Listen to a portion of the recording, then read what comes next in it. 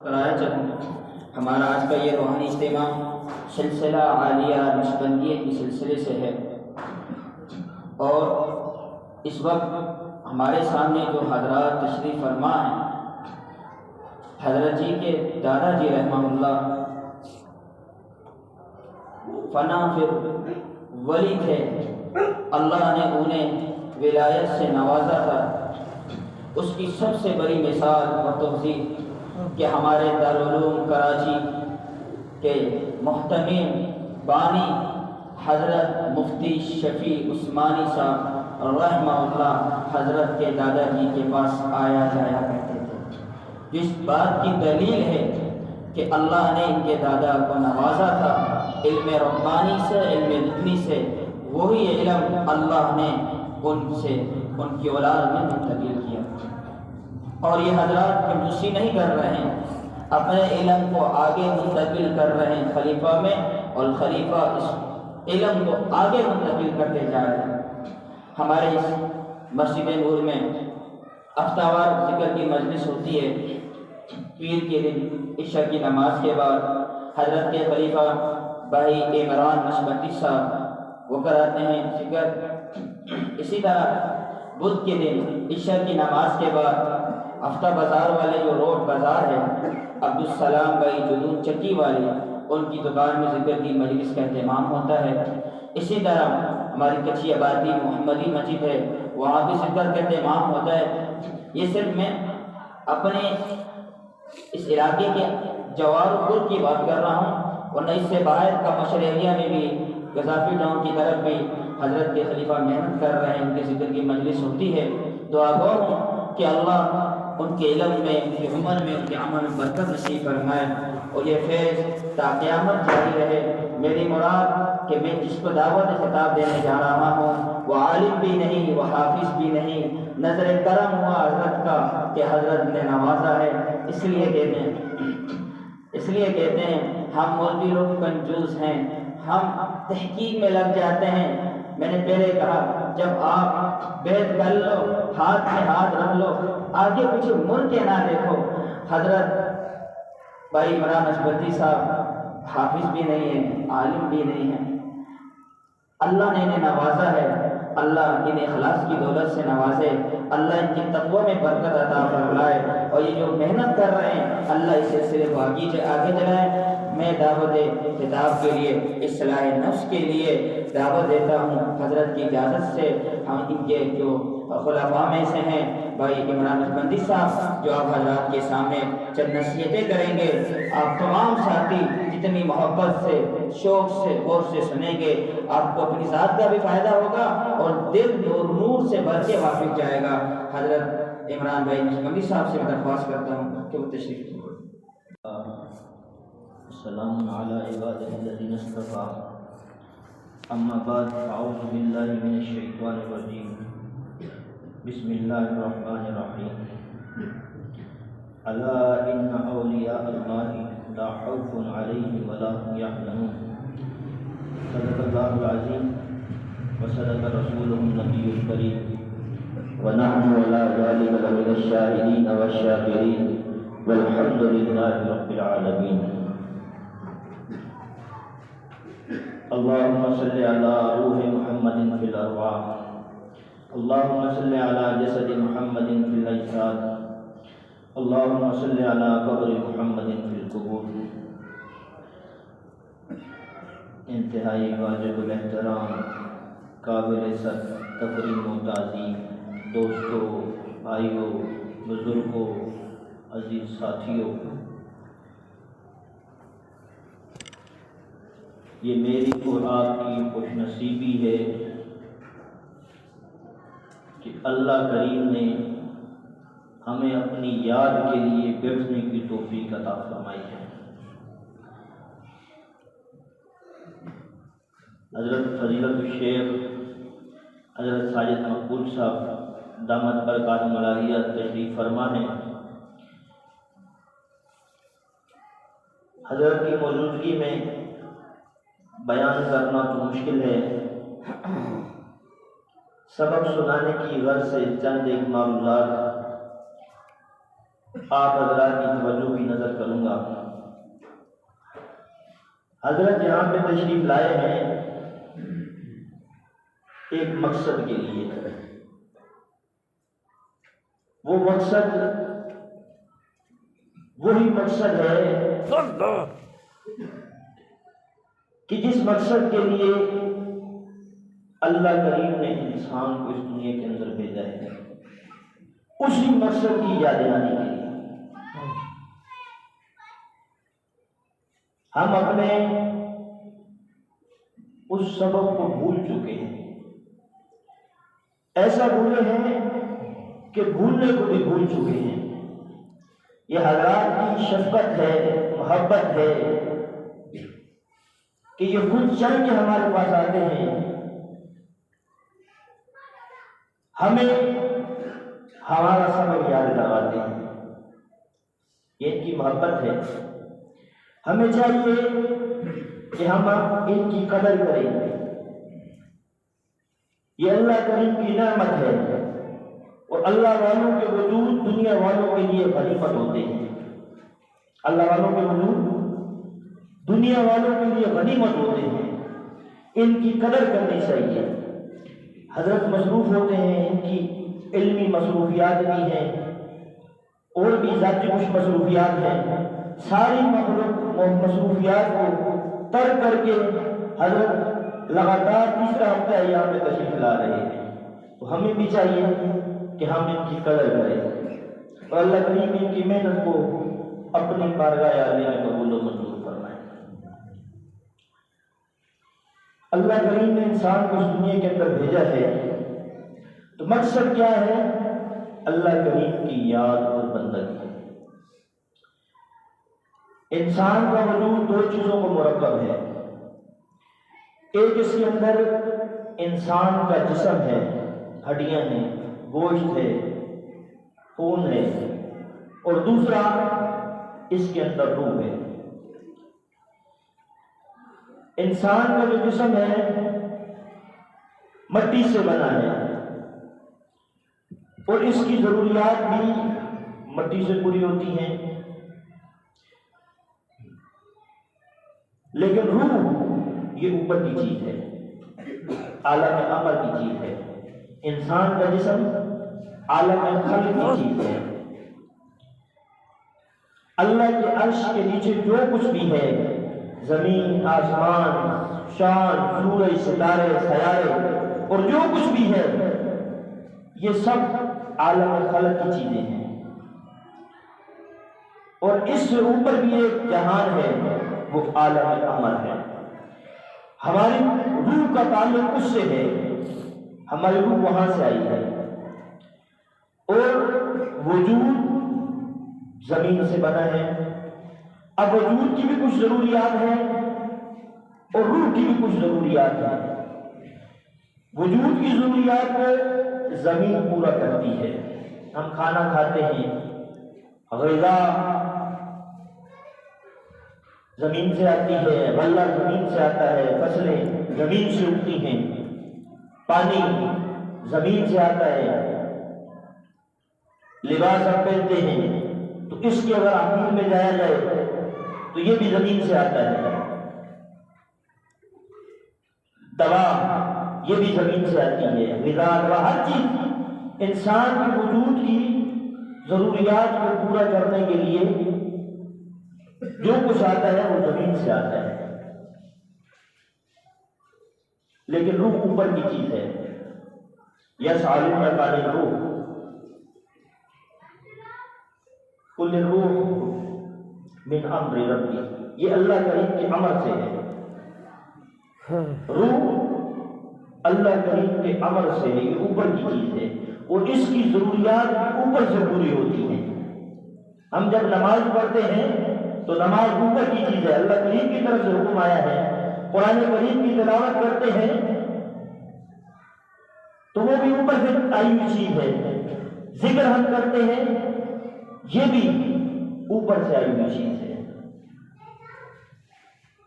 جب ہم تلاوت کرتے ہیں، نماز پڑھتے ہیں، ذکر کرتے ہیں یا دیگر عبادات کرتے ہیں تو اللہ کریم کی طرف سے انسان کے اوپر نور برستا ہے، اللہ کریم کی طرف سے تجلیات کا ظہور ہوتا ہے، تو یہ روح کی غذا ہے، روح کی غذا ہے۔ دیکھیں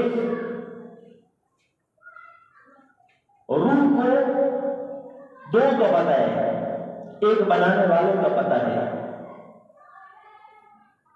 اور ایک جس نے اس کی تربیت کرنی ہے، یعنی کہ اللہ کریم کا پتہ ہے اور نبی کریم علیہ السلام کا پتہ ہے، اس کو اور کسی چیز کا نہیں پتہ، دو کا صرف پتہ ہے، صرف دو کا پتہ ہے، روح کو صرف دو کا پتہ ہے، ایک بنانے والے کا اور ایک جس نے اس کو طریقہ بتایا ہے، سلیقہ سکھایا ہے، صرف ان دو کا پتہ ہے اور کسی چیز کا پتہ نہیں ہے، نہ زمین کا پتہ ہے، نہ آسمان کا پتہ ہے، نہ کھانے کھلانے کا پتہ ہے، نہ پینے کا پتہ ہے، کسی چیز کا پتہ نہیں ہے۔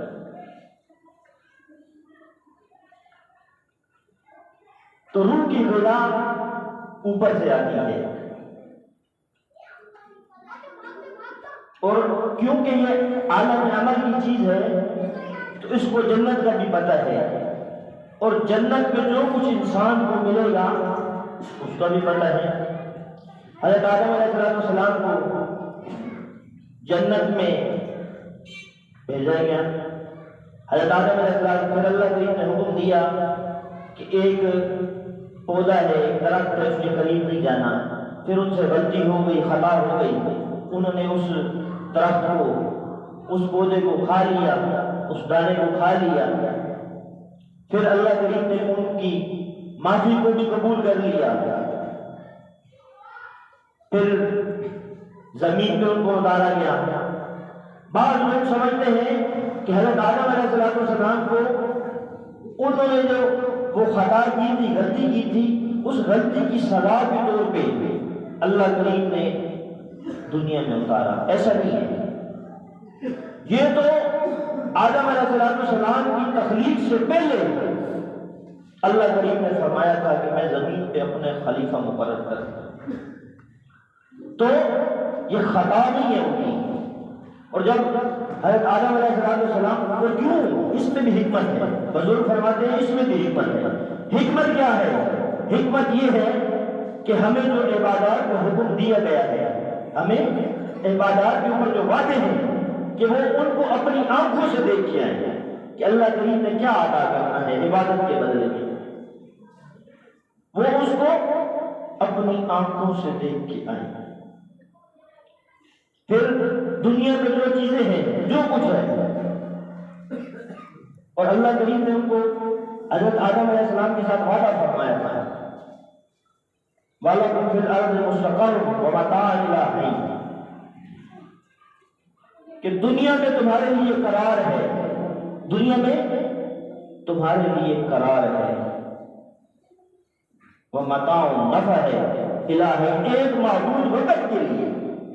یہ جو نفع ہے، یہ قرار ہے کہ ایک محدود وقت کے لیے، اصل جو نفع ہے وہ ابد الآباد زندگی، آنے والی زندگی کے لیے ہے، دنیا میں محدود ہے، دنیا میں محدود ہے۔ دنیا میں ہمیں جو کچھ بھی ملتا ہے، جو نظر آتا ہے، دنیا کے جو اجناس ہیں، پھل ہیں، فروٹ ہیں، یا دنیا کی جو بھی نعمتیں ہیں، ان نعمتوں کے اندر جنت کی نعمتوں کی ایک جھلک ہے۔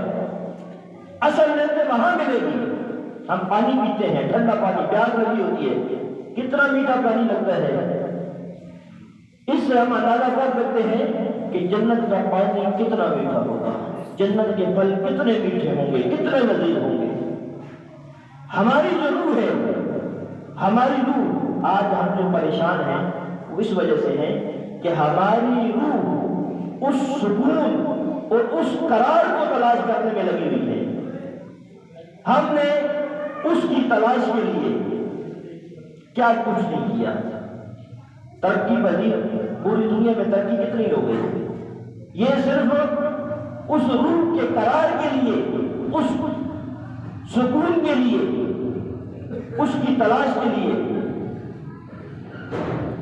ہواؤں میں سفر کیے، فضاؤں میں سفر کیے، یہاں تک کہ چاند پہ قدم رکھ لیا لیکن سکون نہیں ملا۔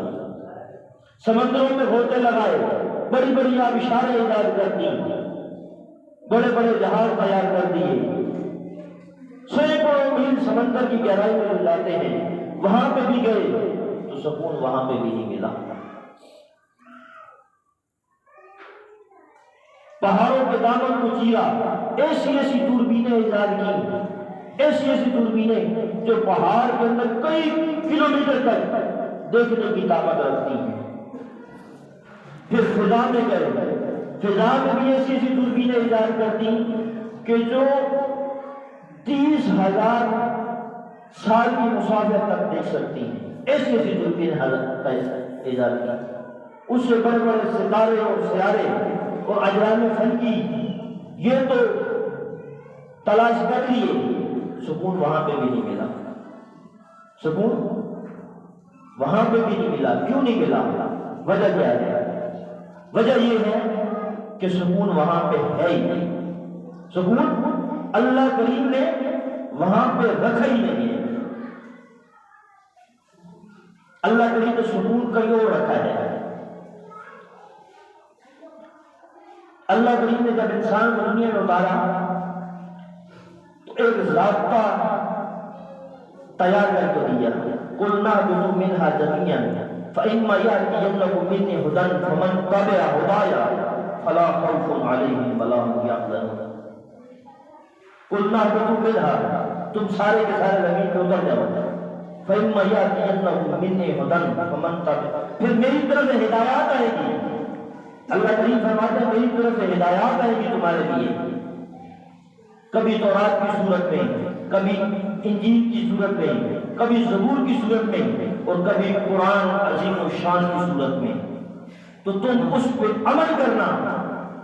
فلا خوف علیہم ولا هم یحزنون، پھر میں تمہیں خوف سے، حزن سے تمہیں نکال دوں گا، سکون نصیب ہوگا، سکون ملے گا۔ فلا خوف علیہم ولا هم یحزنون۔ تو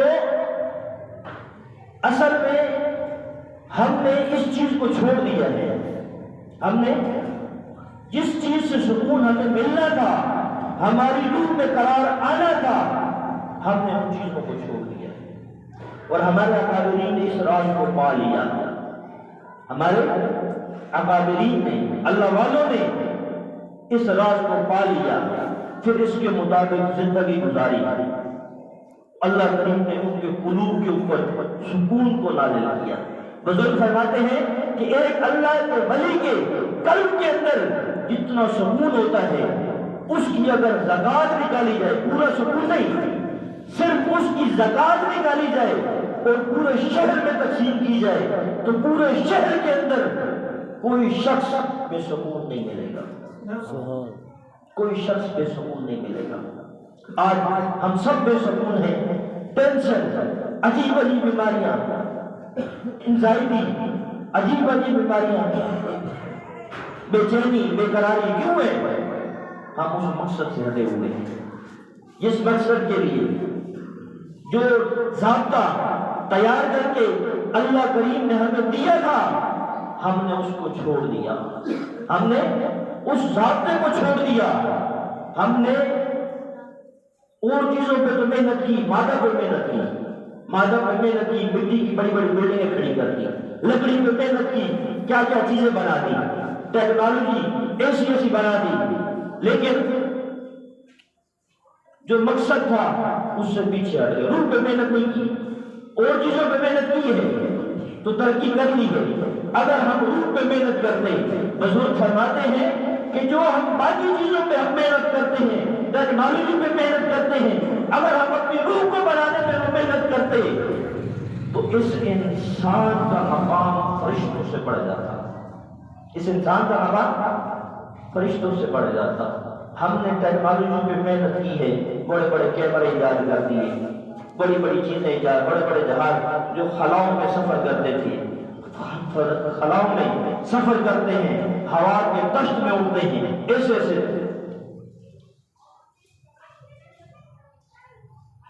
ایسے ایسے جہاز تیار کر دیے، بیڑی بیڑ تیار کر دیے جو سمندر میں چلتے ہیں، خشکی تو نہیں چلتے، سمندر میں چلتے ہیں، ایسی ایسی گاڑیوں نے ایجاد کر لی کہ جو گھنٹوں کے سفر منٹوں میں طے کرواتی ہیں، ایسی ایسی گاڑیاں تیار کر لی، تیز رفتار، لیکن سکون نہیں ملا، سکون نہیں ملا۔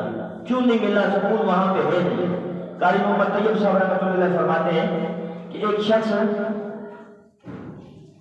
گھر سے باہر کوئی چیز تلاش کر رہا تھا، تو میں نے کسی شخص نے اس سے پوچھا آپ کیا تلاش کر رہے ہیں؟ اس نے کہا میرا ایک سکہ تھا، دینار تھا، درہم تھا، گر گئے، میں وہ تلاش کر رہا ہوں۔ تو وہ شخص بھی ان کے ساتھ تلاش کرانے لگ گیا، وہ شخص بھی ان کے ساتھ تلاش کرانے لگ گیا، تلاش کرتے ہوئے کافی دیر کے بعد وہ شخص بولتا ہے کہ حضرت یہاں پہ آپ کا کوئی دینار درہم نہیں گرا، کوئی سکہ آپ کا یہاں پہ نہیں گرا، اگر ہوتا تو مل جاتا۔ تو اس نے کہا ہاں بھائی بات تو ایسی ہے، یہاں پہ نہیں گرا، یہاں پہ نہیں گرا، کہاں پہ گرا؟ گھر کے کمرے میں گرا ہے، تو ادھر کیوں تلاش کر رہے ہیں گھر کے کمرے؟ تو کہتا ہے وہ شخص کہتا ہے کہ اندر اندھیرا ہے، اندر اندھیرا ہے، اس لیے اندر تلاش نہیں کرتا۔ تو حضرت مولانا طیب صاحب رحمۃ اللہ علیہ فرمایا کرتے تھے کہ ہم نے بھی سکون کو دنیا کے اندر تلاش کرنا شروع کر دیا ہے، دنیا میں، حالانکہ یہ سکون ہمارے من کے اندر موجود ہے، ہمارے اندر یہ سکون موجود ہے۔ ہم نے اپنے اندر کبھی جھانک کے نہیں دیکھا۔ کیوں نہیں دیکھا؟ اس لیے نہیں دیکھا کہ ہمارے اندر اندھیرا ہے، وحشت ہے، تنہائی ہے، اس لیے ہم نے اپنے اندر گربان میں جھانک کے نہیں دیکھا۔ بزرگ فرماتے ہیں، اکابرین فرماتے ہیں، ہمارے مشائخ فرماتے ہیں مراقبہ کریں۔ ہم سے مراقبہ نہیں ہوتا، 5 منٹ آنکھیں بند کر کے بیٹھتے ہیں، ہمیں اندھیرے سے خوف آتا ہے، آنکھیں کھول لیتے ہیں، سمجھتے ہیں گھنٹہ پورا ہو گیا، حالانکہ گھنٹہ پورا نہیں ہوتا۔ وجہ کیا ہے؟ وجہ یہ ہے کہ ہم نے اپنی روح پہ محنت نہیں کی، حالانکہ اندر کی جو روشنی ہے، اندر کی جو روشنی ہے، شاہ ولی اللہ محدث دہلوی صاحب رحمۃ اللہ علیہ فرمایا کرتے تھے کہ میں نے سورج کی شعاؤں میں میرے جسم نے، میرے بدن نے پرورش پائی ہے، اور میں نے قلب کی روشنی کو سورج کی روشنی سے زیادہ پایا ہے۔ یہ اندر ایک روشنی ہوتی ہے، یہ روشنی قلب کی روشنی ہوتی ہے۔ اللہ والوں کے سامنے ہم جب بیٹھتے ہیں تو ان کے قلب کے اندر وہ روشنی نکلتی ہے۔ اللہ والوں کی صحبت میں جو بیٹھنے کا مقصد ہوتا ہے وہ یہی ہوتا ہے کہ ان کے قلب سے وہ شعائیں نکلے اور ہمارے قلوب میں وہ ہمارے قلوب کو بھی منور کرتے ہیں۔ اللہ والوں کے قلب سے وہ شعائیں نکلتی ہیں، وہ روشنی نکلتی ہے، اور جو سامنے بیٹھنے والا ہے ان کے قلوب کو بھی منور کر دیتی ہے۔ تو اللہ والوں کے قلوب میں سکون ہوتا ہے۔ ایک اللہ والے تھے، بادشاہ وقت تھا، بادشاہ کی جو نافرمانی کرتا ہے پھر بادشاہ بھی بڑے بڑے ان کو اذیت دیتے ہیں، سزا دیتے ہیں۔ تو ایک اللہ والوں کو بادشاہ نے سزا دی۔ سزا کیا تھی کہ بھوکے شیر کے آگے ڈال دیا، 3 دن بھوکا شیر، اور لوگوں کے اندر منادی کرا دی کہ لوگ تماشا دیکھنے کے لیے آئے کہ یہ بادشاہ کا بے ادب ہے، گستاخ ہے، نافرمان ہے، اس کو سزا کیا دی جاتی ہے۔ اس کو بھوکے شیر کے پنجرے میں کھول کے لوگ تماشا دیکھنے کے لیے آ گئے، کھڑے ہو گئے۔ شیر بھاگتا ہوا آیا اور آگے اس اللہ والے کے قدموں میں بیٹھ گیا، اس کے قدموں کے بوسے لینے لگ گیا۔ تو بادشاہ کی بھی آنکھیں کھل گئی، بادشاہ کی بھی، شیر کا دل بھی تو اللہ کریم کی قبض قدرت میں ہے۔ تو وہ بادشاہ سمجھ گیا کہ یہ معاملہ کچھ اور ہے۔ اس اللہ والے نے اسے پنجرے سے نکالا، بڑی عزت اور اکرام کے ساتھ اس کو گھر روانہ کر دیا، گھر بھیج دیا۔ جب وہ گھر گئے تو اس کی بیوی نے، اس اللہ والے کی بیوی نے پوچھا، اپنے سچائی کے ساتھ، ایمانداری کے ساتھ بتائیں کہ جب آپ کو اس پنجرے کے اندر ڈالا گیا تو اس وقت آپ کی قلب کی کیا حالت تھی، آپ کیا سوچ رہے تھے؟ تو اللہ والے دیکھیں، اللہ والوں کے قلوب میں کتنا سکون ہوتا ہے۔ اس اللہ والے نے کیا فرمایا کہ میں تو یہ سوچ رہا تھا کہ پتہ نہیں شیر کا دعا پاک ہوتا ہے یا نہ پاک ہوتا ہے، مجھے تو موت کا کوئی خوف نہیں تھا، کوئی خطرہ نہیں تھا۔ ایسی بے خوف زندگی، ایسی بے خطر زندگی اللہ کریم اپنے ولیوں کو عطا فرماتے ہیں۔ تو ہمیں چاہیے کہ ہم اللہ والوں کی صحبت میں بیٹھیں، روح کے اطمینان کے لیے، روح کے علاج کے لیے اور روح کے سکون کے لیے اور روح کی غذا کے لیے ہم اللہ والوں کی صحبت میں جائیں، ان کی صحبت میں جا کے بیٹھیں، اور روح کے سکون کے لیے اللہ کریم نے ایک نسخہ قرآن پاک میں بیان فرمایا ہے، الا بذکر اللہ تطمئن القلوب، اللہ کے ذکر میں سکون ہے، اللہ کے ذکر میں قرار ہے۔ اللہ والوں کی جو صحبت میں ہم آگے بیٹھتے ہیں، یہ وہ ذکر کی بہار ہوتی ہے کہ ان کے قلوب کے اوپر جو رحمت برستی ہے ہمارے قلب پہ بھی وہ نازل ہوتی ہے۔ طالب بن کے اللہ والوں کی صحبت میں بیٹھنا چاہیے، اپنے دل و دماغ کو خالی کر کے بیٹھنا چاہیے، اور ذکر سے، ذکر روح کی غذا ہے، اور اللہ والے روحوں کے طبیب ہوتے ہیں۔ اللہ والوں کی صحبت میں جب بیٹھا جائے تو طالب بن کے کہ ہم کچھ لینے کے لیے آئے ہیں، طالب بن کے آئے ہیں، طلب صادق ہوگی تو انشاءاللہ ہم یہاں سے دامن بھر کے جائیں گے۔ نبی علیہ السلام کے صحابہ اللہ کریم کو اتنا یاد کرتے تھے، اتنا یاد کرتے تھے، الذین یذکرون اللہ قیاما وقعودا وعلی جنوبہم، ہر وقت یاد کرتے، چلتے پھرتے اٹھتے بیٹھتے ہر وقت یاد کرتے تھے، ہر وقت اللہ کریم کا ذکر کرتے تھے، اللہ کریم کو یاد کرتے تھے، ان کا کام ان کو اللہ کریم کے ذکر سے نہیں روکتا۔ اس لیے تو اللہ کریم نے فرمایا رجال لا تلہیہم تجارۃ ولا بیع عن ذکر اللہ، اللہ کریم کا ذکر ان کو کاروبار سے، تجارت سے، معاملات سے، معیشت سے، معاشرت سے نہیں روک سکتا۔ یہ حضرات صحابہ کرام تھے جس کو اللہ کریم نے فرمایا رجال یہ میرے مرد ہیں، یہ میرے مرد ہیں۔ تو یہ صحابہ کرام کی کیفیت تھی۔ پھر صحابہ کرام نے روحوں کے اوپر محنت کی، ہمارے مشائخ روحوں پہ محنت کرواتے، تو جنہوں نے روحوں پہ محنت کی اللہ کریم نے ان کو چمکایا۔ ٹیکنالوجی کے بغیر دیکھیں آج ہمارا کچھ عرصہ پہلے کی بات ہے، کراچی میں ایک جہاز آ گیا اور وہ ساحل پہ آ کے لگ گیا، خشکی پہ آ گیا۔ یہ ایسے جہاز ہیں جو پانی پہ چلتے ہیں تو خشکی پہ نہیں چل سکتے، جو خشکی پہ چلتے ہیں ہوا پہ چلتے ہیں وہ پانی پہ نہیں چل سکتے۔ اور صحابہ کرام نے پانی کے اوپر گھوڑوں کو دوڑایا، پانی کے اوپر گھوڑے دوڑتے، انہوں نے روحوں پہ محنت کی ہوئی تھی، اس لیے ان کے گھوڑے پانی پہ چلتے تھے۔ ہم نے ٹیکنالوجی پہ محنت کی، بڑے بڑے کیمرے لگا لیے، بڑے بڑے کمپیوٹر اور سافٹ ویئر ہزاروں قسم کے، ہم نے لاکھوں قسم کے تیار کر لیے، لیکن فائدہ نہیں ہوا، کرپشن نہیں روک سکے۔ اور یہاں پہ جن لوگوں نے روحوں پہ محنت کی تھی، یہاں پہ معاملہ کچھ ہو رہا ہے۔ حضرت عبداللہ ابن عمر رضی اللہ تعالیٰ کو جنگل میں تشریف لے کے ایک چرواہا بکریاں چرا رہے ہیں، تو حضرت نے فرمایا امتحان لے رہے ہیں اس کا، فرمایا کہ ایک بکری مجھے بیچ دو۔ اس نے کہا میں تو غلام ہوں، میں تو نوکر ہوں، میرا مالک نہیں ہے، مالک سے میں نے اجازت نہیں لی، بیچ نہیں سکتا۔ کہا کون سا مالک دیکھ رہا ہے؟ مالک تو نہیں دیکھ رہا۔ آپ مالک پوچھے گا اتنی زیادہ بکریاں وہ گنتی تو نہیں کرے گا، کبھی کرے گا تو آپ بولنا بھیڑیا، اور اکثر ایسے ہو جاتا ہے کہ بکریاں بھیڑیے کھا جاتے ہیں، تو آپ اپنے مالک کو بولنا کہ بھیڑیے کھا گیا ہے۔ تو اس چرواہے نے کیا جواب دیا؟ اس نے کہا مالک تو نہیں دیکھ رہا لیکن میرا مالک تو دیکھ رہا ہے، اللہ کریم کی ذات تو مجھے دیکھ رہی ہے۔ ایسی محنت کی روحوں پہ، ایسی محنت کی کہ آج ہم نے ٹیکنالوجی ہماری زیادہ ہو گئی، سڑکیں بن گئی، موٹر وے بن گئے، سفر ہمارے بڑے سکون دے، لیکن انسان محفوظ نہیں ہے، انسان محفوظ نہیں ہے۔ لیکن جن لوگوں نے روحوں پہ محنت کی تھی، مقام حرا سے ایک عورت آتی ہے مدینہ میں، اور اس وقت کے مدینہ کے گورنر تھے، انہوں نے پوچھا آپ اتنا لمبا سفر کر کے یہاں پہ آئی ہیں؟ 1 مہینہ لگ گیا ان کو اونٹ کی اوپر سفر کر کے آئی تھی، رات اور دن اور رات راستے میں ہی گزر گئے، سفر میں ہی گزر گئے، آپ کو کوئی نقصان تو نہیں پہنچا؟ تو اس عورت نے ایک عجیب جملہ فرمایا، کہا کہ مجھے ہیرا سے لے کے مدینہ تک ایسے محسوس ہوتا تھا کہ جیسے کہ سب ایک ہی ماں کے بیٹے ہیں، ایسی حفاظت۔ تو یہ کب ہوا؟ جب انہوں نے روحوں پہ محنت کی، روحوں پہ محنت کی تو ایک دوسرے کے ساتھ ان کا اچھا برتاؤ، حسن سلوک، کیسا کہ ایک گھر میں سری آتی ہے، انہوں نے دوسرے گھر بھیج دی، کرتے کرتے چکر لگا کے 7 گھروں سے گھوم کے واپس اسی گھر میں آتی ہے۔ تو یہ کب ہوا تھا؟ ان لوگوں نے روحوں پہ محنت کی۔